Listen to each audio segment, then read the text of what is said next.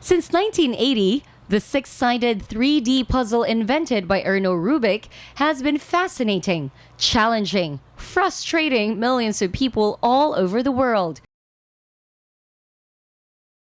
It's a devilishly ingenious puzzle. In the classic Rubik's Cube, each face of the cube is divided into 9 squares. Each side has a different color. All squares can be turned on axles, allowing for thousands of colored patterns. The challenge of the puzzle is to scramble the colored cube faces on each of the 6 sides of the cube and to return it to its original state with all the 6 sides making up a solid color. Easier said than done.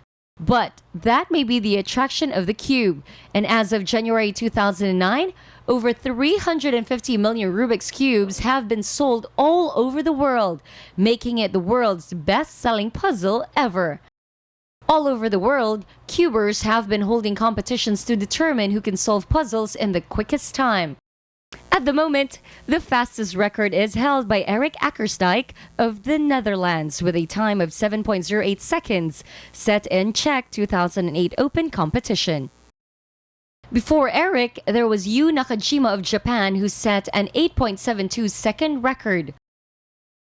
In the Philippines, the reigning 2008 champion is Jerome Bautista, a student of the Philippine Christian University, who bested everyone with an average time of 14.94 seconds with a personal best of 13.65 during the Philippine Open last year, although he set a faster time of 11.5 seconds during the 2007 Open.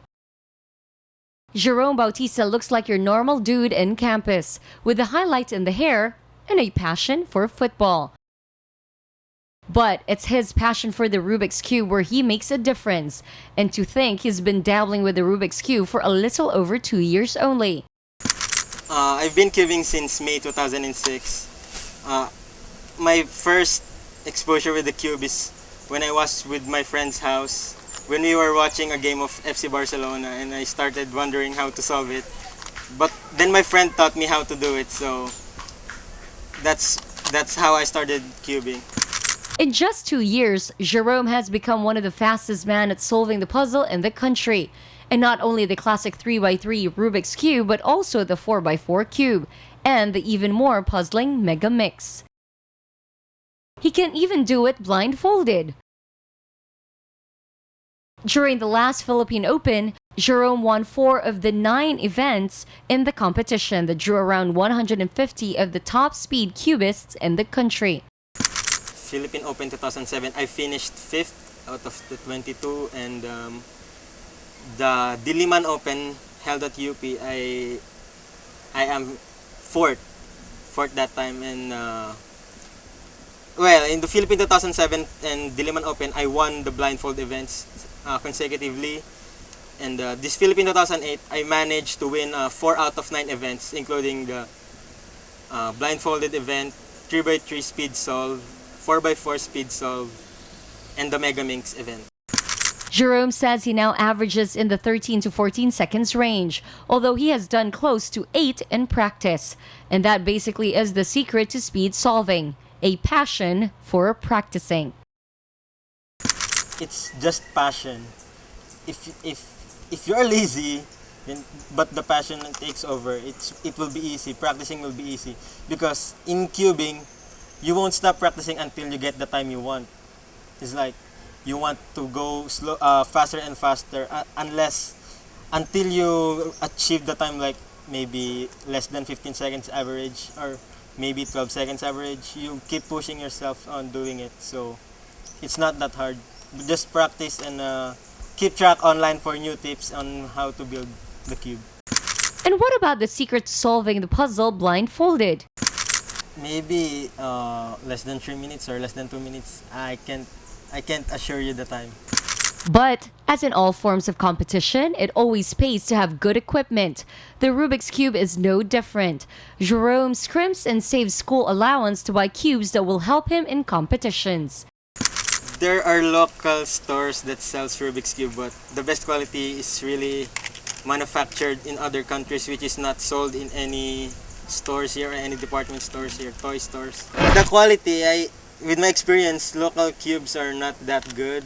So probably I'll be checking out for quality for better performance in the tournaments.